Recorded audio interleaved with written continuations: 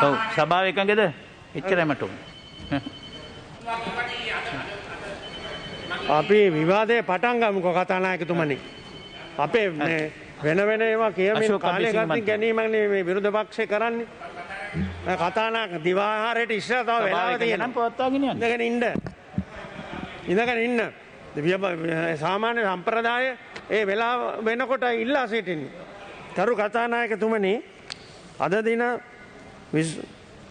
බලශක්ති ගරු අමාත්‍ය උදේ ගම්මන්පිල මැතිතුමාට එරෙහිව විරුද්ධ පක්ෂ විසින් ඉදිරිපත් කළ ලද විශ්වාස භංග යෝජනාවේ තමුන්නාන්සේ ඉදිරියේ මේ යෝජනාව ඉදිරිපත් වී තිබෙන අවස්ථාවේ මා කැමැති සඳහන් කරන්න විරුද්ධ පක්ෂයක් යෝජනාවක් ගේනකොට එහි අර්ථයක් හා ගැඹුරුකමක් තිබෙන්න ඕන. දේශපාලන වශයෙන් විශ්වාස භංග යෝජනාවල් ගේනවා.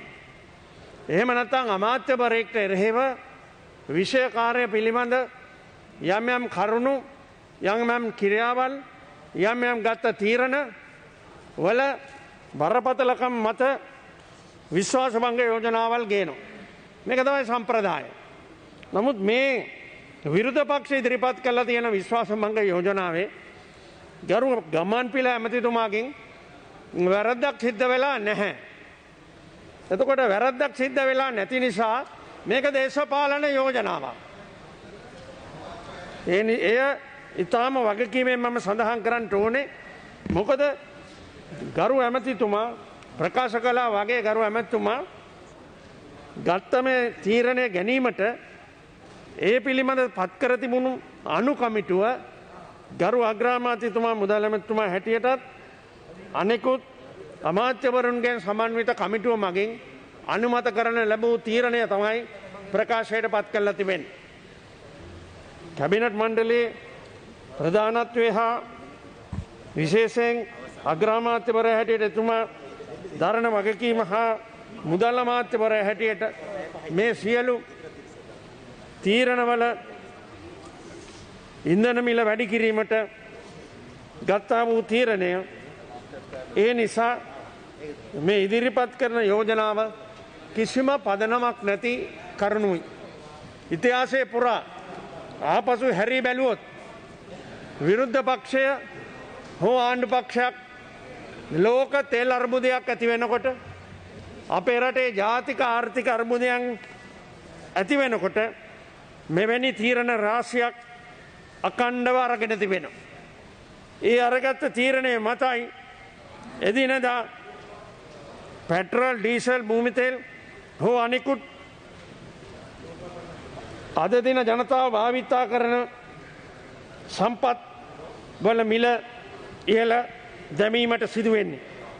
ඒ වගේම ජාත්‍යන්තරව ඇති වී තිබෙන තත්ත්වයන් සැලකිල්ලට ගැනීමෙන් මූල්‍ය වටිනාකම් පිරිහි යනකොට ඒ වාගේම ඇතිවී හැකි ඉදිරි කාල පරිච්ඡේදයේ ඇතිවිය හැකි වැඩිවීම් සැලකිල්ලට භාජනය කරමින් මේ මිල නියම කරන බව ඒ සඳහා ඉක්මන් පියවරවල් ගන්න බව අපි දිගටම අනුගමනය කර තිබෙන පිළිවෙතක්.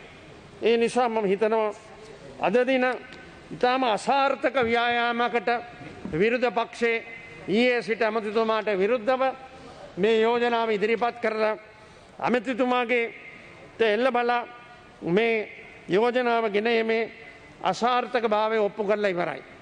විරුද්ධ පක්ෂ ගත්තත් එක මත ප්‍රකාශ කරන්න. විරුද්ධ පක්ෂ එක මතයක් අද මේ යෝජනාව පිළිබඳ නැති බව ඉතාම පැහැදිලි. ඒ නිසා ගරු ගම්මන්පිල ඇමතිතුමා බලශක්ති ඇමතිතුමා හැටියට විශාල සේවාවක් විශාල විශ්වාසයක් අපේ ආර්ථිකය ඉදිරියට ගෙන යාමට අද තිබෙන තත්ත්වයන් තුළ ආර්ථිකයේ අප මුහුණ දෙන ජාතික හා ජාත්‍යන්තර තත්ත්වයන් සැලකිල්ලට ගනිමින් අපට අනුගමනය කරන්න තිබෙන යම් යම් පාඩු මකා ගැනීමට සිදුවෙන තීරණයන් ගැනීමට කටයුතු කිරීමේ රජය හැටියට ක්‍රියා කරලා තිබෙනවා. පොදුවේ තෙල් බැරලයක මිල ඇමරිකානු ඩොලර් 60 ඉක්මවා යන හැම අවස්ථාවකම අපි වගේ තෙල් නිෂ්පාදනය නොකරන රටවල් වල අර්බුදයන් හා මිල අර්බුදයන්ට මුහුණ දෙලා තිබෙනවා. ඒ වගේම ලෝක තෙල් අර්බුදයම කලින්කෝ වගේ ඇති වුණු අවස්ථාවල් වල ඒවාට අපට තෙල් මිල වැඩි කරන්න සිදුවීගෙන තියෙනවා. ඔව් තෙල් මිල වැඩිවීමෙන් ජීවන වියදමට බලපානවා. කිසිවකු එහෙම නෑ කියන්නේ නෑ.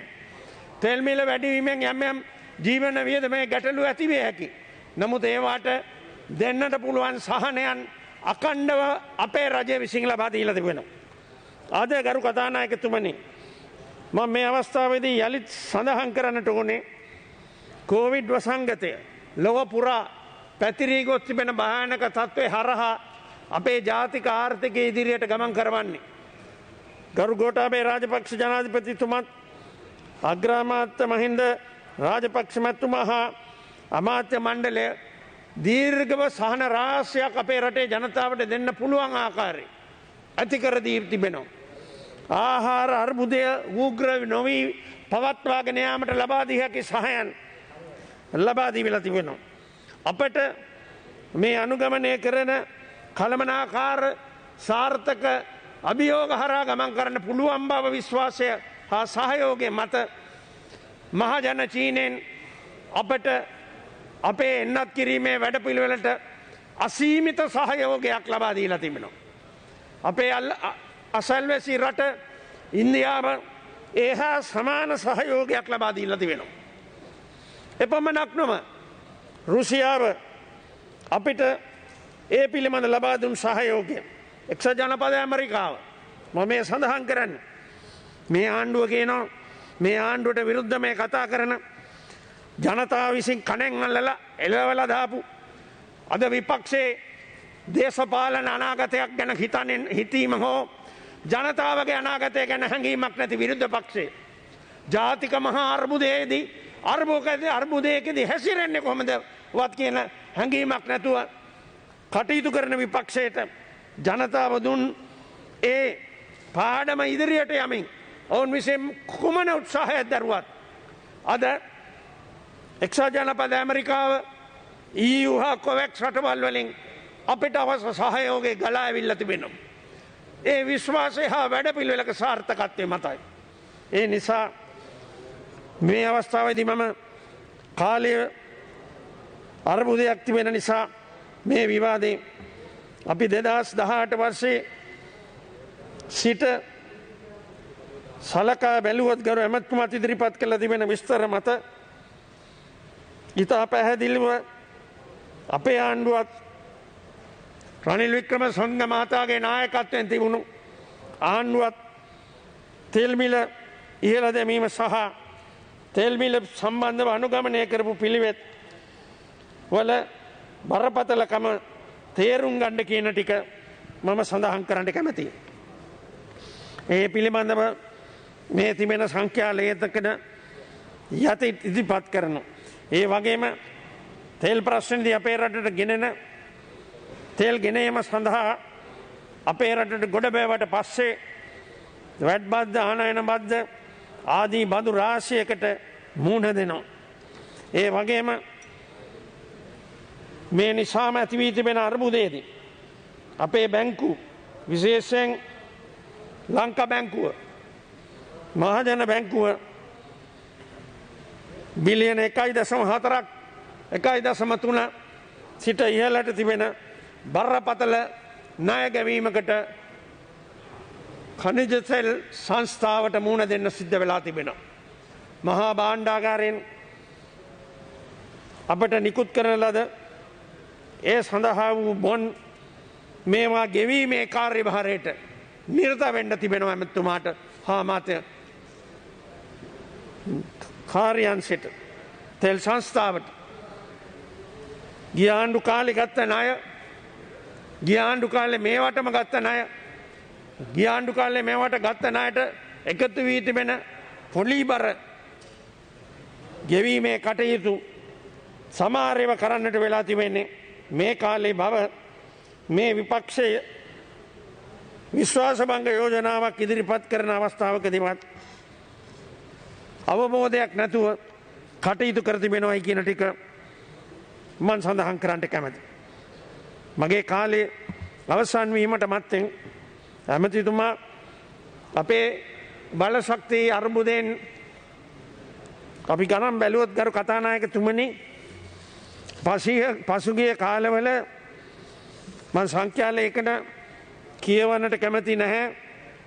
නමුත් මේ ආසියාතික සංඛ්‍යාලේඛන සංග්‍රහයේ තිබෙනවා 1965 සිට 2019 දක්වා අපේ තෙල් සපයුම වැඩි වුණු ආකාරය, ඒ වගේම අපේ මෝටර් ප්‍රමාණයන් වැඩි වුණු ආකාරය, මේ වැඩෙන අර්බුදයකට අපි එක පැත්තකින් ගමන් කරනවාද කියන සැකය ජාතික සාකච්ඡාවට ලක් වෙලා තිබෙන නිසා තමයි ජනාධිපතිතුමා අද පරිසර හිතවේදී ක්‍රියාමාර්ග රාශියකට අපේ රටේ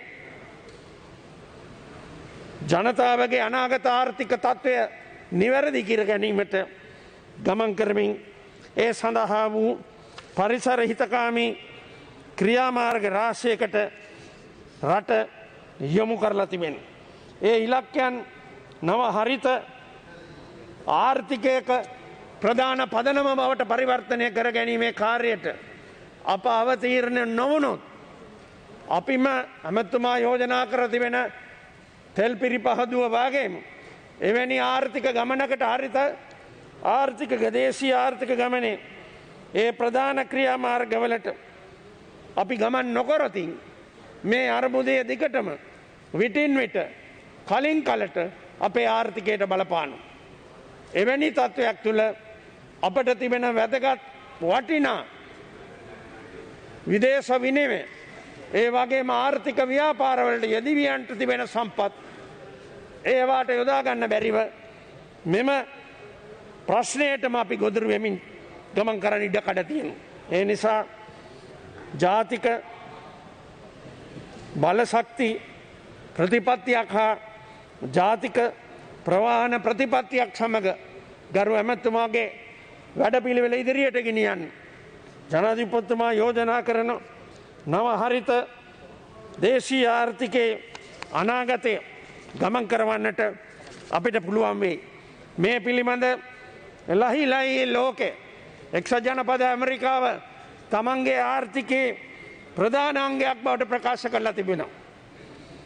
Because they are answerable on emissions. මහජන චීනයේ පෙරේදා මේ පිළිබඳ බිලියන මහා යෝධ වැඩපිළිවෙලක් ප්‍රකාශයට පත් කරා.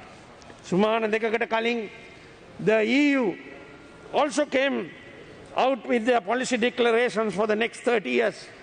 ඉතින් මේක තමයි අනාගතේ අපි කල්පනා කරන්නට ඕනේ කියන කාරණාව සඳහන් කරමින් මේ අවස්ථාවේදී පදනමක් රහිතව මේ ඉදිරිපත් කරලද විශ්වාස භංග යෝජනාව පරාජයට පත්වීම කොහොමත් විරුද්ධ පක්ෂ දන්නවා.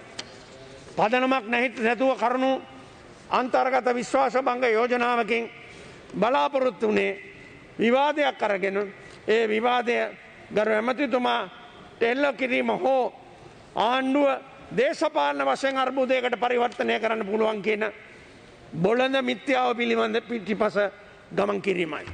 ඒ නිසා ඔබලාගේ බංකොලොත් විශ්වාස භංග යෝජනාව අද සවස ප්‍රතික්ෂේප කරමින් ගරු ඇමැතුමා කර ඇති විශ්වාසය අපි තහවුරු කරන බව සඳහන් කරමින් මම අවසන් කරනවා. අශෝක අබේසිංහ මැතිතුමා. ගරු කතානායකතුමනි, 2021 වසරේ ජූනි මාසේ 12 වෙනිදා බලශක්ති අමාත්‍ය උදේ ගම්මන්පිල මැතිතුමා විසින් ඉන්ධන මිල වැඩි කිරීමක් සිදු කළා. ඒ පිළිබඳව විපක්ෂය සමග ජන බලවේග විසින් ගෙනෙන ලද විශ්වාස භංග එතුමාට එරෙහිව ගෙනෙන විශ්වාස භංග යෝජනාවේ විපක්ෂයේ ආරම්භක කතාව කිරීමට ලැබීම පිළිබඳව මම විශේෂයෙන්ම සන්තෝෂ වෙනවා. අපේ සභානායකතුමා කිව්වා පදනමක් නැති යෝජනාවක් කියලා. පදනමක් නැති යෝජනාවක් නම් ආණ්ඩු පක්ෂයේම මන්ත්‍රීවරයෙක් තෙල් මිල නැංගූ ඇමති උදේ අස්විය යුතුයි කියලා කියන්නේ. එහෙමනම් ඒ මන්ත්‍රීවරයාත් පදනමක් නැති මෙම ක්‍රියාවට තමා ඉල්ලාස් වෙන්න කියලා තියෙන්නේ උදේගම්මන්පිල මැතිතුමාට. සාමාන්‍ය රජයක වගකීම කුමන තත්ත්වයක් යටතේ වුවත් කතානායකතුමනි ජනතාව ජීවත් කරවීම. ජනතාවගේ ජීවන තත්ත්වය ඉහළ නැංවීමට වැඩ කිරීම තමයි රජයක වගකීම. ඒ නිසා තමයි රජයන් විසින් ජීවන වියදම් පාලනය කිරීම සඳහා කමිටුපත් කරන්නේ. මේ රජයේ ජීවන වියදම් පාලනය කිරීම සඳහා කමිටුවක් පත් කළා. ඒ කමිටුව විසින් අනු කමිටුවක් පත් කළා. ඒ අනු කමිටුවෙන් මේ තීන්දුව ගත් බව උදේගම්මන්පිල මැතිතුමා ප්‍රකාශ කළා. සාමාන්‍ය රටක ජීවන වියදම පාලනය කිරීමට අනු කමිටුවකින් ගන්න තීන්දුව ගන්න රටේ ජනතාවගේ ජීවන තත්ත්වය ඉහළ නංවන්න. රටේ ජනතාවට ජීවත් විය හැකි පරිසරයක් ඇති කිරීම. නමුත් ඉන්ධන මිල ඉහළ දැමීමකින් එසේ සිදු වෙනවාද? ඉන්ධන මිලක් ඉහළ දැම්මහම ඒ ඉන්ධන මිල වැඩිවීම තුළ සමස්ත පාරිභෝගික භෝජන භාණ්ඩ සියල්ලම මිල වැඩි වෙනවා. ඒ වගේම පාවාහන ගාස්තු වැඩි වෙනවා. මේ සියල්ලම වැඩි වීම තුළ අපේ රටේ ගරුතර ස්වාමින් වහන්සේලා මෙය හෙලා දැකලා කතා කළා. ඒ වගේම මම දැක්කා කාදිනල්තුමා කියනවා තෙල් මිල ඉහළ දැමීමෙන් ජනතාව තුන්වැදෑරු විනාශයකටපත් වුණා කියලා. ඉතින් මේ තත්ත්වයක් තුළ රටේ ජනතාව කොවිඩ් තත්ත්වයේ වසංගත තත්ත්වයෙන් පීඩාවටපත් වෙලා තියෙද්දි නැවතත් කබලෙන් ලිපට වැටෙන තත්ත්වයකටපත් වෙලා හිතක් පපුවක් නැති රජයක් විදිහට මේ රජය ඊ타මත්ම වැරදි සහගත තීන්දුවක් තමයි මේ අරන් තියෙන්නේ. මේ ප්‍රකාශ කරද්දී සාගර කාර්යවසම් මැතිතුමා ඔහු ඉල්ලාස් විය යුතුයි කියන වගේ අවස්ථාවේදී මේ ආණ්ඩු පක්ෂයේ පොදු ජන පෙරමුණේ මන්ත්‍රීවරු කිව්වා සමහර අය කිව්වා මේ අවස්ථාවේදී බැසිල් රාජපක්ෂ මැතිතුමා ලංකාවේ හිටියානම් මේ සිදු වෙන්නේ නැහැ කියලා. මොකද බැසිල් රාජපක්ෂ මැතිතුමා ඒ අවස්ථාවේදී එතුමාගේ මව් රටට ගිහිල්ලා හිටියා. එතුමා ලංකාවේ හිටියේ නැහැ. ඔහුගේ මව් රට ඇමරිකාවේ තමයි හිටියේ. ඉතින් මන්ත්‍රීවරු කිව්වා එතුමා ලංකාවේ හිටියානම් මේක මෙහෙම වෙන්නේ නැහැ. තව මන්ත්‍රීවරයෙක් කිව්වා එතුමාට මොළ 7ක් තියෙනවා. ඒ මොළ 7න් මේක වැඩි කරන්න දෙන්නේ නැතුව මේක පාලනය කරයි. තවත් මන්ත්‍රීවරයෙක් කියනවා දැක්ක අපි කාවන්තිස්ස රජුරෝ මොළ 7 කාවන්තිස්ස රජතුමා මේක මේ ඉන්ධන මිල පාලනය කරයි කියලා. නමුත් දැන් සිද්ධ වෙලා තියෙන්නේ මොකද්ද? බැසිල් රාජපක්ෂ මැතිතුමා ලංකාවට ඇවිල්ලා මුදල් ලැබෙද්දූරේ ලැබිලා තියෙනවා. එතුමා ඊයේ පෙරේද ප්‍රකාශයක් කරනවා පළාත් පාලන මන්ත්‍රීවරු පළාත් පාලන ආයතනවල සභාපතිවරු සහ නගරාධිපතිවරු කැඳවලා මේ රටේ තුන් වේල කන්න බැරි ජනතාවක් ඉන්නවා. හාල් කිලෝ එකක් ගන්න බැරි ජනතාවක් ඉන්නවා. ඒ නිසා මට උදව් කරන්න මේ තුන් වේල කන්න බැරි ජනතාවට කන්න දෙන්න කියලා. මේ කවුද කියන්නේ? අර මුදල් ඇමතිවරයා අර මොළ 7ක් තියනවා කියලා කියපු. ලංකාවේ ඉතිහාසයේ පළවෙනි වතාවට රජයක් පිළි අරගෙන තියෙනවා ඒ රජය අසාර්ථකයි කියලා. රටේ ජනතාවට තුන් වේලක් කන්න බෑ කියලා මුදල් ඇමතිවරයා කියනවා නම් ඒ රටේ ජනතාව හාල් කිලෝ එකක් ගන්න බැරි තත්ත්වයක් තියෙනවා කියලා කියනවා රජයේ පිළි අරන් තියෙනවා මේ රජය අසාර්ථකයි කියලා. මේ තත්ත්වය තුල අපි රටේ ජනතාවට කියනවා මුදල් ඇමතිවරයා ඉල්ලීමක් කරනවා නම් පාත් සභා සභාපතිවරුන්ගෙන් නගරාධිපතිවරුන්ගෙන් මට උදව් කරන්න තුන් වේල කන්න දෙන්න කියලා ජනතාව ගිහිල්ලා නගරාධිපති සභාපතිවරුන්ලා ගෙවල් වලට ගිහිල්ලා ඉස්සලා ඉල්ලන්න අපිට දෙන්න කෑම වේලක් දෙන්න නැත්නම් අපේ මේ ආර්ථික සාර්ථක කරන වැඩසටහන ක්‍රියාත්මක කරන්න කියලා. ඉතින් මෙවැනි තත්ත්වයකට මේ රට පත් වෙලා තියෙනවා. මේ තත්ත්වයක් තුල තමයි අපි දැක්කේ විශේෂයෙන්ම මේ ඉන්ධන මිල වැඩිවීම.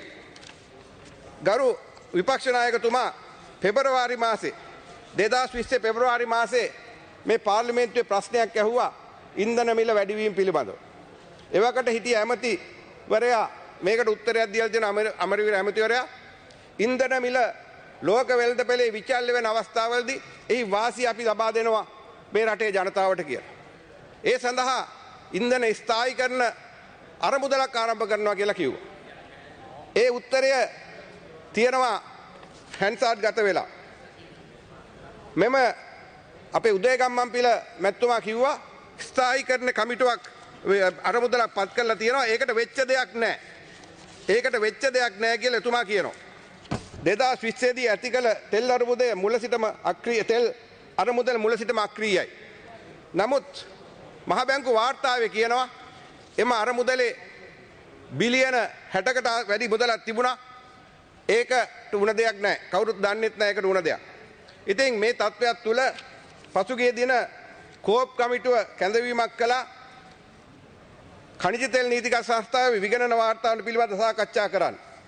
ඒ අවස්ථාවේදී මේ කෝප් කමිටුවේ වාර්තාවේ තියෙනවා 2020 වර්ෂයේ පෙට්‍රල් සහ ඩීසල් ශ්‍රී ලංකාවට ආනයනය කිරීමේදී ලීටරයක් සඳහා රුපියල් 56ක මුදලක් වැය වී ඇති අතර खनिज तेल नीतिगत संस्थාව විසින් එසේ මිලදී ගනු ලබන ඉන්ධන නැවත අලෙවි කර ඇත්තේ පෙට්‍රල් ලීටරයක් රුපියල් 137 බැගින් සහ ඩීසල් ලීටරයක් රුපියල් 104 බැගින් වන අද දින බව පාර්ලිමේන්තුවේ පොදු ව්‍යාපාර කාරක සභාවේදී අනාවරණය විය.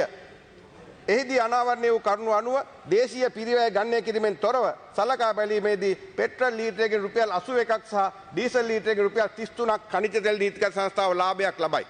පෙට්‍රල් ලීටරයකින් රුපියල් 81කුත් खनिज तेल डीसल लीटर रुपया 33කුත් ලාභයක් ලබන බව කෝප් කමිටු වාර්තාවේ කෝප් කමිටුවේදී මෙම खनिज तेल नीतिගත සංස්ථාව විගණනය පිළිබඳ සාකච්ඡාකාදී අලිදරව් වෙලා තියෙනවා.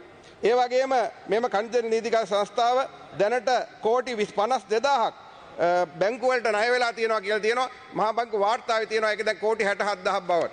ඉතින් මේ තත්ත්වයක් තුල මේ ඉන්ධන මිල වැඩි කරනවා විතරක් නෙමෙයි खनिज तेल नीतिගත සංස්ථාව විශාල වශයෙන් පාඩු ලබන තත්ත්වයකට ඇවිල්ලා තියෙනවා. හැබැයි ලංකා खनिज तेल नीतिගත සංස්ථාව පසුගිය 2020 වසර තුල රුපියල් බිලියන 33.9ක කෝටි 3390ක මෙහියුම් ලාභයක් ලබාගෙන තියෙනවා. හැබැයි එහෙම ලාභයක් ලබා ගත්තත් කෝටි 67000ක් ගෙවන්න තියෙනවා මහජන බැංකුව සහ ලංකා බැංකුවට. එසේ තිබියදී මේ මුදල් වසර මැද මුදල් වාර්තාවේ තියෙනවා තව ඩොලර් බිලියනයක් විදේශයෙන් ණයට ගන්න යනවා. මේ රටේ ජනතාවට ජීවත් වෙන්න බැරුව විශාල වශයෙන් ප්‍රශ්න ඇති වෙලා තියෙන අවස්ථාවක තවත් ඩොලර් බිලියනයක් खनिज तेल नीतिගත සංස්ථාවට ණයට ගන්න සූදානම් වෙන බව මේ මහ බැංකු වාර්තාවේ තියෙනවා. ඉතින් මේ තත්ත්වයක් තමයි දැනට උද්ගත වෙලා තියෙන්නේ. අපේ රටේ ජනතාව මේ අවස්ථාවේදී කබලෙන් ලිපට වැටලා තියෙනවා. හාල් කිලෝ එකක් රටේ රජය කියනවා ගැසට් කරලා තියෙන්නේ රුපියල් 95යි. 100ට අඩුයි. දැන් හාල් කිලෝ එකක් රුපියල් 120යි 130යි.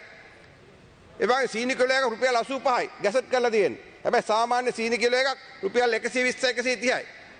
සෙමන්ට් ටින් එකක් රුපියල් 150ට තිබෙච්ච සෙමන්ට් ටින් එක දැන් රුපියල් 350යි. රටේ ජනතාව ඉතාමත් අසිරිතත්වයට පත් වෙලා තියෙනවා මේ කෑම වේලක් ගන්න බැරුව. ඒක නිසා තමයි මුදල් ඇමතුමා කිව්වේ තුන් වේල කන්න බැරි අය මේ රටේ දැන් ඉන්නවා. ඒ සඳහා අපිට සහයෝගය ලබා දෙන්න කියලා. එසේ තිබියදී මේම ලෝක වෙළඳපොලේ මේ විචල්්‍ය මේ අපේ ඇමතුමා කියලා තියෙනවා ලෝක වෙළඳේ ඉන්ධන මිල විචලනයේ වුවද ස්ථාවර තෙල් මිලක් පවත්වා ගන්න ලබන බව බලශක්ති ඇමති උදේ කම්මල් පිළ ඇමතුමා පැවසිය. ඉතින් එවැනි තත්ත්වයක් තියේදී තමයි මෙම ඉන්ධන මිල වැඩි කළේ. හැබැයි තාම මේ වන විට පසුගිය රජයේ ඉන්ධන මිල වැඩි කළේ 2019 සැප්තැම්බර් මාසේ. ඒ අවස්ථාවේදී ඩොලර් ඉන්ධන බැරල් එක තිබුණේ ඩොලර් 79යි.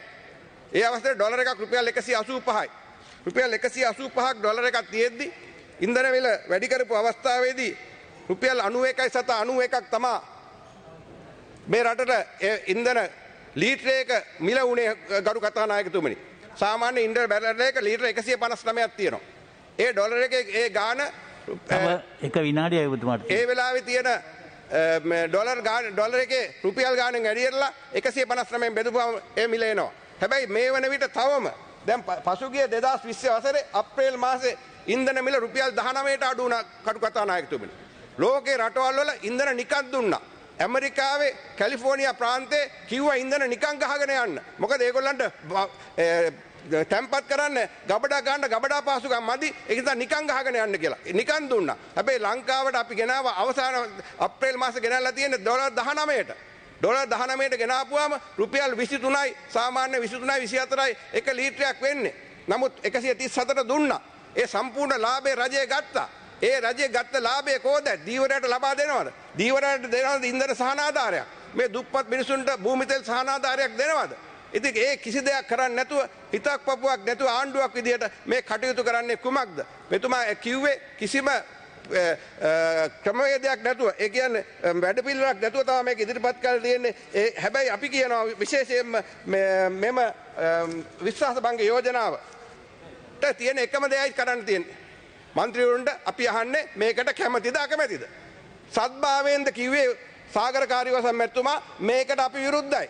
මේක වහාම අමිතු වෙලා ඉල්ලාස් වෙන්න ඕනේ. සත්භාවයෙන් කිව්වනම් එතුමාට පුළුවන් මේ අද තියෙන ඔබේ කාලය අවසానයි කරු මන්ත්‍රීතුමා. විනාඩියක් දෙන්න. හවසට මේකට විපක්ෂයට සහයෝගය දීලා වැඩ ගන්න. ඔහු සත්භාවයෙන් කිව්වනම් මේක ජනතාවට ආදරෙන් කිව්වනම් මේක බොරුවක් කිව්වනම් මොකද ස්වාමීන් වහන්සේලා හැම වෙලාවෙම කියන මේ ආණ්ඩුව තරම් බොරු කියපු බලයට පත්විච්ච ආණ්ඩුවක් නැහැ කියලා. එහෙමනම් සත්භාවයෙන් කිව්වනම් මේ ඉන්න කියපු සියලු දෙනාම මේ විපක්ෂය ගෙන ආපු විශ්වාස භංගයට සහයෝගය දෙන්න. එහෙම නැත්නම් විරුද්ධව ඡන්ද දෙන්න පුළුවන්. විරුද්ධව ඡන්ද දුන්නා නම් මේ රටේ ජනතාවට කරව බොරුවක් කියන එක මේ රටේ ජනතාව අනිවාර්යයෙන්ම දැනගන්න. මෛත්‍රීපාල සිරිසේන කරු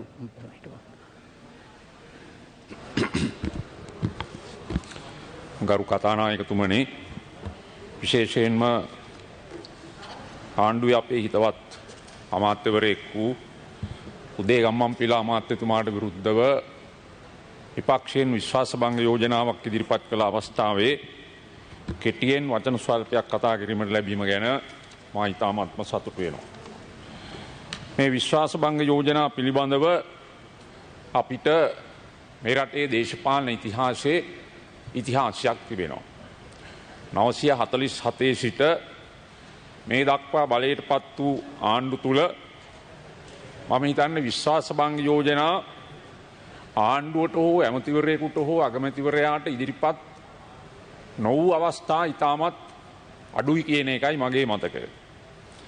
ඒ නිසා ප්‍රජාතන්ත්‍රවාදී දේශපාලන රාමුව තුල මූලික වශයෙන්ම අපේ ආණ්ඩු ක්‍රම ව්‍යවස්ථාවේ ලබා දී තිබෙන ප්‍රතිපාදන තුල පාර්ලිමේන්තුවේ මේ ගරු උත්තරීතර සභාවේ විශ්වාසභංග යෝජනා ඇතිවීම එදා සිට මේ දක්වා සිදු වූ දෙයක්.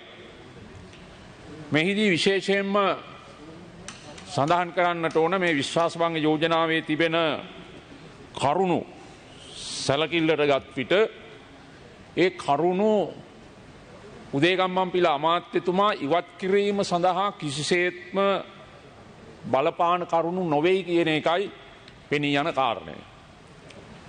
බරපතල වංචාවක්, දූෂණයක්, එහෙම නැත්නම් වෙනත් නීති විරෝධී කාර්යයක් මේ තුල සිද්ධ කරලා තිබුණා නම් ඒ ගැන සැලකිල්ල යොමු කරන්න තිබුණා. නමුත් මේ විශ්වාසභංග යෝජනාව ඉදිරිපත් කිරීම කොතෙක් දුරට විපක්ෂයට දේශපාලන වශයෙන් වාසියක්ද, ආණ්ඩුවට කොතෙක් දුරට දේශපාලන වශයෙන් වාසියක්ද කියන කාරණය සැලකිල්ලට ගැනීමේදී මට පේනවා, අපිට පේනවා ආණ්ඩු පක්ෂයේ විදියට බොහොම පැහැදිලිව රටටම පේනවා මේ යෝජනාව ජයග්‍රහණය කරන යෝජනාවක් නොවේ. එහෙම නැත්නම් මේ යෝජනාව තුල ආණ්ඩුව පරාජය වෙන යෝජනාවක් නෙවෙයි මේ යෝජනාව. එහෙමනම් මේ යෝජනාව තුල සිද්ධ වෙන්නේ විපක්ෂයට රජයේ විවිධ ශේෂ්ත්‍ර විවේචනය කිරීමේ ඒ ඉඩකඩ කාලයක් ලබාගෙන තිබෙනවා වගේම ආණ්ඩු පක්ෂයේ විදිහට අපිට අපේ රජයක් විදිහට කළ යුතු කාර්යයන් සහ මේ ඉදිරිපත් වී ඇති චෝදනාවලට යෝජනාවේ සඳහන් කරුණුවලට පිළිතුරු දීමට අපිට අවස්ථාවක් ලැබිලා තිබෙනවා. මේ තත්ත්වයන් ප්‍රධාන වශයෙන්ම සැලකිල්ලට ගත් විට අපි අපේ රටේ ආර්ථිකය පිළිබඳව අවධානය යොමු කළහොත් අද මේ රටේ තිබෙන ප්‍රශ්නවලදී ඕවිට අපි දකින order please ජනතාව තුළ ඇති වෙලා තිබෙන සභාව දිවාවියකින් තොරව පවත්වාගෙන යාමට සභාව එකඟද? ආර්ථිකය පිළිබඳව තිබෙන කරුණුවලදී අපි දන්නවා ඉතාම පැහැදිලිව අද රට තුළ තිබෙන ප්‍රශ්න, මේ ප්‍රශ්න ආර්ථික අර්බුදය පිටුපසින් තිබෙන්න, මේ ප්‍රශ්නවලට පිටුපසින් තිබෙන. ඒ වගේම තමයි පසුගිය අවුරුදු 40කට ආසන්න කාලයක් මේ රටේ ආණ්ඩු කරපු ආණ්ඩු සෑම ආණ්ඩුවක්ම ගන්නා ලද යම් යම් ජාතික ආර්ථිකය පිළිබඳව, සංවර්ධනය පිළිබඳව, ඇතැම් විට විදේශ සම්බන්ධතා පිළිබඳව, ඒ වගේම ජනතාවට දෙන සහනාධාර, සුපසාධන කටයුතු මේ සියලු කරුණු සැලකිල්ලට ගත් විට පසුගිය අවුරුදු 40කට ආසන්න කාලයක් රජයන් විසින් ගෙන ගිය වැඩපිළිවෙළල් වල එක්තරා ප්‍රතිඵලයක් තමයි අද තිබෙන ආර්ථික අර්බුදය කියලායි මම දකින්නේ. එහෙම නැතුව මේක හදිසියේ ඇතිවෙච්ච තත්වයක් නොවේයි කිසිසේත්ම. ඒ නිසා අද පොහොර ප්‍රශ්නය පසුබිම ගත්තත් ඒ වගේම අධ්‍යාපනය ඇති වී තිබෙන ගැටලු පිළිබඳව ගත්තත් ඒ වගේම වැක්සින් පිළිබඳව ඇති වෙලා තිබෙන විවේචන ගත්තත් බොහෝ විට මේ කරුණු වලට රජයට මුහුණ දෙන්න සිදු වුණේ ඉන් පිටුපස තිබෙන ආර්ථිකය පිළිබඳව ප්‍රශ්න රාශියක් නිසා කියන එක පිළිගන්නට ඕනේ. ඒ නිසා තමයි මම සඳහන් කළේ මේ ඇති වෙලා තිබෙන කරුණු අද ඊයේ නැත්නම් මේ අවුරුද්දක් දෙකක් තුල ඇති වෙච්ච කරුණු නොවේ. එහෙමනම් අපි මේ තිබෙන ප්‍රශ්න වලට විසඳුම් සෙවීමේදී මූලික වශයෙන්ම ආර්ථිකය තමයි ඉතාමත්ම වැදගත් වෙන්නේ. අපේ විදේශ වත්කම් පහත වැටීම අපි දන්නවා දීර්ඝ කාලයක් තිස්සේ සිදුවෙච්ච දෙයක්. එතකොට මම ජනාධිපතිවරයා වශයෙන් සිටි කාල සීමාව තුලත් මම දන්නවා විදේශ වත්කම් සම්බන්ධයෙන් ඇතිවෙච්ච තත්ත්වයන් සහ ඒවාට පිළියම් අපි යෙදුවේ කොහොමද කියන කාරණාව. ඒ නිසා අපි සෑම විටම මේ තිබෙන ප්‍රශ්න සැලකිල්ලට ගැනීමේදී ආණ්ඩුවත් විපක්ෂයත් රටේ ජනතාවට තිබෙන ආදරය ඔවුන් පිළිබඳව සැලකිල්ල ඔවුන්ගේ දුක් වේදනා ඔවුන්ගේ ප්‍රශ්න ඒ සියල්ල තේරුම් ගනිමින් රටට යහපතක් උදා කර ගැනීම සඳහා සාමූහික ප්‍රයත්නයක කටයුතු කළ යුතුයි කියන එකයි මම බොහෝ විට විශ්වාස කරන්න ගරු කතානායකතුමනි. මේ විශ්වාස භංග යෝජනාවේ තිබෙනවා රාජ්‍ය බැංකු වලින් රජයේ ණය ලබා ගැනීම පිළිබඳව.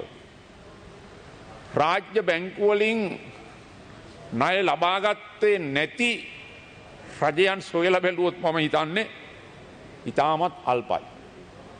මේ රටේ පසුගිය දශක කිහිපයක් තුළම බලයට පත්වෙච්ච ආණ්ඩුවලට ආර්ථිකය පිළිබඳව මුහුණ දෙන්න සිදු කරුණුවලදී රාජ්‍ය බැංකු වලින් ණය ලබා ගැනීම සිදු කළා කියන එක රහසක් නොවේ. මගේ කාලේ ජනාධිපතිවරයා වශයෙන් කටයුතු කරන අපි රාජ්‍ය බැංකු වලින් ණය ගත්තා. ඊට ඉස්සෙල්ලා ආණ්ඩුත් රාජ්‍ය බැංකු වලින් ණය අරගෙන තිබෙනවා. එතකොට රාජ්‍ය බැංකු වලින් ණය ගැනීම කියන කාරණය. එහෙම නැත්නම් දේශීය ණය සහ විදේශීය ණය. ඒ ජාත්‍යන්තර වශයෙන් බලපාන්නා වූ ආර්ථික ප්‍රවණතාවයන් තුළ රජයක් මුහුණ දීමේදී ඇතිවෙන්නා වූ තත්ත්වයන්. මේ සියල්ල අපේ ජාතික මුල්‍ය කළමනාකරණයේදී ප්‍රධාන වශයෙන්ම සැලකිල්ලට ගත යුතු වෙනවා. මෙහි තිබෙන්නා වූ පසුබිම් පිළිබඳව අවධානය යොමු කරලා ඒ පිළිබඳව අපි කටයුතු කිරීම. ඒ වගේම අපේ අපනයන ආදායම් විශේෂයෙන්ම පහත වැටිලා තිබෙන අවස්ථාවක් කොවිඩ් වසංගත තත්ත්වයක් ඊට බලපාපු මුල්ලු කරුණුත් මේ සියලු කරුණු සැලකිල්ලට ගත් විට අද රටක් වශයෙන් තිබෙන්නා වූ ප්‍රජාතන්ත්‍රවාදී රාමුව තුළ උද්ඝෝෂණ කිරීම සත්‍යග්‍රහ කිරීම විරෝධතා කිරීම ඒවා ජනතාවගේ අයිතීන් ඒ වෘත්තීන් වල අයිතීන් ඒක ප්‍රශ්නයක් නොවේ. ඒක ප්‍රජාතන්ත්‍රවාදී රටක් විදියට ඒ නිදහස ආණ්ඩු ක්‍රම ව්‍යවස්ථාවෙන් ජනතාවට දීලා තිබෙනවා. ඒවට අපිට විරුද්ධ වෙන්න පුළුවන් කමක් නැහැ. නමුත් අපි කල්පනා කරන්නට ඕන අපි කොහොමද මේ තිබෙන ප්‍රශ්න වලට විසඳුම් අපි සොයාගන්නේ. දැන් අද රටේ තිබෙන ආර්ථිකය ඊළඟට අපි හිතුවොත් තව අවුරුදු ඊළඟ කවදා හෝ විශේෂයෙන්ම 2025 වෙන්න පුළුවන් තිබෙන 24 වෙන්න පුළුවන් පවත්තන ආණ්ඩුවක් වෙනස් කිරීමේ ජාතික මැතිවරණ මේ මැතිවරණ තුලින් ඒ බලයට පත් වෙන ආණ්ඩු එහෙම නැත්නම් ඊට පස්සේ එන ආණ්ඩු මේ තිබෙන ප්‍රශ්න වලට මූලික වශයෙන්ම දීර්ඝ කාලීන ජාතික සැලැස්මක් තුල කටයුතු කිරීමේ වැදගත්කමයි මම දකින්නේ. එහෙම නැත්නම් අපි සෑමදාම විවේචනය කරමින් විරෝධතා කරමින් රණ්ඩු වෙමින් බලයට පත්වෙන අලුත් ආණ්ඩුවක් ඊට පසුදා සිට බිඳ දැමීමට කටයුතු කිරීම මේ රටේ දේශපාලනයේ සම්ප්‍රදායක්. මගේ ආණ්ඩුවටත් එදා ඒ විදිහට තමයි වුණේ. ඊට කලින් ආණ්ඩුවලටත් එහෙමයි. ඒකට මේ තත්ත්වයන් සැලකිල්ලට ගත් විට අපි මූලික වශයෙන් අවධානය යොමු කරන්නට ඕනේ. අපි කරන මේ අපි අතරේ තිබෙන දේශපාලන පක්ෂවල ගැටුමත් එක්ක අපේ රටට කොතෙක් දුරට යහපතක් සහ අයහපතක් සිද්ධ වෙනවාද කියන කාරණාව. ඒක නිසා අපි ලෝකේ වෙනත් රටවල් ගත් විට දිනේෂ් ගුණවර්ධන මිතුමාගේ කතාව මම අහගෙන සිටියා. යුරෝපයේ අවුරුදු 30ක අනාගතය පිළිබඳව ඒගොල්ලෝ සැලැස්මක් හදනවා. ඒ වගේම තමයි අපි දන්නවා අනිකුත් විශේෂයෙන්ම සංවර්ධනය වූ රටවල් ගත් විට දීර්ඝකාලීන සැලසුම් හදනවා. ආණ්ඩු වෙනස් වීමෙන් පසු ඒ සැලසුම් වෙනස් වෙන්නේ නැහැ. ජාතික ප්‍රතිපත්ති හදනවා. ආණ්ඩු වෙනස් වූ විට ඒ ප්‍රතිපත්ති වෙනස් වෙන්නේ නැහැ. අපේ රටේ එකම ආණ්ඩුව තුල ඇමතිවරු මාරු වෙච්ච ගමන් අමාත්‍යාංශයේ ප්‍රතිපත්තිය වෙනස් වෙනවා සෑම ආණ්ඩුවකම. ඒ වගේම තමයි බලයේ සිටි ආණ්ඩුවක් කොතෙක් දුරට යහපත්ව කටයුතු කළත් ඊළඟ එන ආණ්ඩුව බොහෝ විට ඒ සියලු දේ ගැන හිතන්නේ නැතුව ඒවා යටපත් කරලා අලුත් වැඩ පිළිලක් පටන් ගන්නවා. ඉන්දියාව වගේ රටක් ගත්තාම ගරු කතානායකතුමනි විශේෂයෙන්ම ජාතික ප්‍රතිපත්ති සහ සැලසුම් පිළිබඳව ඉන්දියාවේ තිබෙන ජාතික කොමිෂන් සභා කුමන විදිහේ ආණ්ඩුවක් බලයට පත් වුණත් ඒ ප්‍රතිපත්ති වෙනස් මූලික ප්‍රතිපත්ති වෙනස් කරන්න දෙන්නේ නැහැ. ඒ නිසා ඒ රටවල් වලට ආර්ථිකයක් ගොඩනගා ගැනීම යහපත්ව හොඳින් ඉදිරියට යෑමේ හැකියාව ලැබිලා තිබෙනවා. දැන් මේ ඉන්ධන මිල ප්‍රශ්නයේදී ඉන්ධන මිල සම්පූර්ණයෙන්ම අපේ ආර්ථිකයත් එක්ක තිබෙන කාරණයක්. ඒකට ඉන්ධන මිල වැඩි නොකරපු ආණ්ඩුවක් මම දන්නේ නැහැ මේ රටේ. මේ රටේ ඉන්ධන මිල වැඩි නොකරපු ආණ්ඩුවක් මම නම් දන්නේ නැහැ. මගේ ජීවිත කාලය තුල මම දැකලා තියෙන්නේ හැම ආණ්ඩුවකම ඉන්ධන මිලේ වැඩිවීමක් වුණා. අපි කුඩා කාලේ කීයද පෙට්‍රල් ලීටරයක් ඩීසල් ලීටරයක් අද කීයද? ඒකට අනිත් එක තමයි රහසක් නෙවෙයි ඉන්ධන වැනි ආදායම් වලින් එන මූලික වශයෙන්ම රටේ භාණ්ඩාගාරයට මුදල් වලින් රජයක් විසින් සාමාන්‍යයෙන් වාර්ෂිකව කළ යුතු වියදම් වලට මේ මුදල් පාවිච්චි කරනවා සෑම රජයක්ම. රාජ්‍ය සේවකීන්ට වැටුප් ගෙවන්නද? එහෙම නැත්නම් වෙනත් නිදහස් අධ්‍යාපනයටද? නිදහස් සෞඛ්‍ය සේවයටද? ඒ වගේම අනිකුත් සහනාධාර වලටද? එවැනි කරුණු කාරණා වලට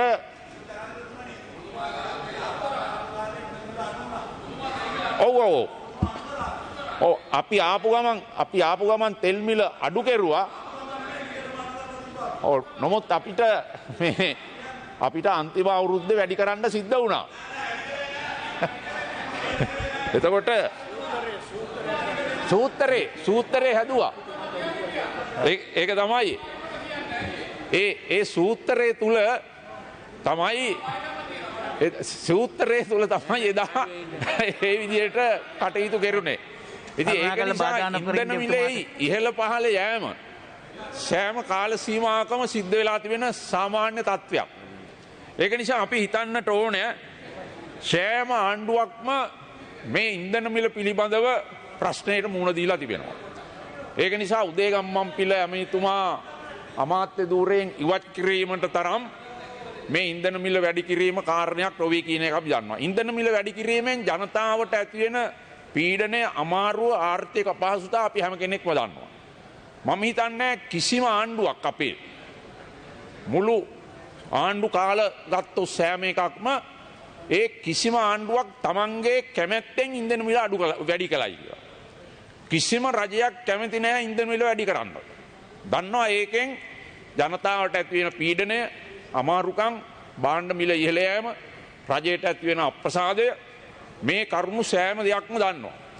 ඒ නිසා මූලික ලෙස අපි අවධානය යොමු කරන්නට ඕනේ මෙවැනි පොදු තත්ත්වයන් වලදී ජාතික පොදු එකඟතාවයක් ආර්ථිකය සම්බන්ධයෙන් ඇති කරගෙන ඒ තත්ත්වයන් උඩ අපි වැඩ කිරීමේ හැකියාව කොතෙක් දුරට තිබෙනවයි කියන එක. දැන් අපි ඒ කාලේ ඔබතුමාලා විපක්ෂයේ කියපු විදිහට අපි මිල සූත්‍රයක් ඇති කරගත්තා. එතකොට එවැනි පොදු කාරණාවකට අපි යන්න පුළුවන්කම තමා ඉතාමත්ම වැදගත් වෙන්නේ. ඊළඟට මේ විශ්වාසභංග යෝජනාවේ සඳහන් වෙනවා විශේෂයෙන්ම මැතිවරණ මේ රජය පත්වීමේදී ලබා දුන් ජනතා න්‍යාය පත්‍රය ඒක ක්‍රියාත්මක වුණේ නැහැ කියන කාරණාව. ඒකත් මම දකින්නේ විශ්වාසභංග යෝජනාවකට අවුරුදු 2ක් නැති ආණ්ඩුවකට සුදුසු දෙයක් නෙවෙයි කියන එකයි. ඒ මොකද මැතිවරණ ප්‍රකාශනයක් ජනතාවට ඉදිරිපත් කරන බොහෝ විට අවුරුදු 5ක් රජයක් විසින් කරනු ලබන කාර්යයන් කිසිම රජයකට පළවෙනි අවුරුදු 2 තුල මැතිවරණ ප්‍රකාශනයේ තිබෙන කරුණු සම්පූර්ණ කරන්න පුළුවන් කමක් නැහැ. ඒ නිසා මේ සියලු කාරණා සැලකිල්ලට ගත් විට අපි සිතන්නට ඕන රජයක් විදිහට වගේම රටක් විදිහට ඒ වගේම රටේ අනාගතය පිළිබඳව කරුණු කාරණා කල්පනා කිරීමේදී මේ තිබෙන ප්‍රශ්න අපි සෑම කෙනෙක්ම මුහුණ දෙන ප්‍රශ්න ආණ්ඩුව හෝ විපක්ෂය. විපක්ෂයේ බලයටපත් වුණත් තිබෙන ආණ්ඩුව කටයුතු කරගෙන යෑමේදී වුණත් මේ සෑම අවස්ථාවකදීම මූලික වශයෙන් අපි හැම කෙනෙකුටම මුහුණ දෙන්න සිද්ධ වෙන කාරණා. මේ ඉදිරිපත් කළා තිබෙන කාරණා මේ විශ්වාසභංග යෝජනාවේ රජයක් විදිහට ඇති කරගත්ත ගැටලු සහ ප්‍රශ්න සම්බන්ධයෙන් අලුත් යෝජනාවක් විදිහට මම දකින්නේ නැහැ. අලුත් යෝජනාවක් නෙවෙයි.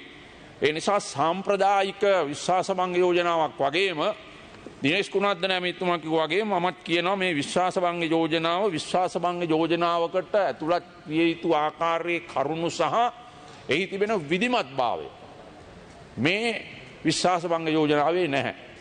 ඒ නිසා අපි මේ ඉදිරිපත් කරපු කරුණු වලදී විපක්ෂයට ලැබුණු අවස්ථාවත් අපිට ලැබුණු අවස්ථාවත් මූලික වශයෙන්ම මේ කරුණු කාරණා සැලකිල්ලටගෙන අපි සෑම විටම රටේ අනාගතය වෙනුවෙන් කටයුතු කිරීමට ජාතික පොදු සංවර්ධන සැලැස්මක් තුළ දීර්ඝ කාලීන සංවර්ධන සැලසුම් තුළ ඇති කරගන්නා වූ ජාතික එකඟතාවයන් තුළ සංවර්ධන සැලසුම් වලදී ආණ්ඩුව ආපුවම ආණ්ඩු වෙනස් වෙන ඒවා නෙවෙයි ජාතික එකඟතාවයන් නැති කරගෙන රටක් කරන්න ආණ්ඩුව කරන්න මේ රටේ අද තිබෙන ප්‍රශ්න වලින් මේ රට ගොඩ ගන්න අපි සෑම කෙනෙක්ම ඒ අවබෝධයෙන් රට සහ ජනතාව වෙනුවෙන් අපේ කැපවීම කරමුයි කියන ඉල්ලීම කරමින් මේ විශ්වාසභංග යෝජනාවේදී විශේෂයෙන්ම අපි ශ්‍රී ලංකා නිදහස් පක්ෂයේ ආණ්ඩුවේ පාර්ලිමේන්තු කණ්ඩායම මේ විශ්වාසභංග යෝජනාවට විරුද්ධව ඡන්දෙ දෙන්න කියන එක ප්‍රකාශ කරමින් මම නවතිනවා. ස්තුතියි. Honorable Govindan Karunakaran. கௌரவ சபாநாயகர் அவர்களே, இந்த உயரிய சபை தனது வரலாற்று காலம் முதல் எத்தனையோ நம்பிக்கையில்லா பிரேரணைகளை சந்தித்துள்ளது. அந்த நம்பிக்கையில்லா பிரேரணைகள் நாம் பின்வரும் வகை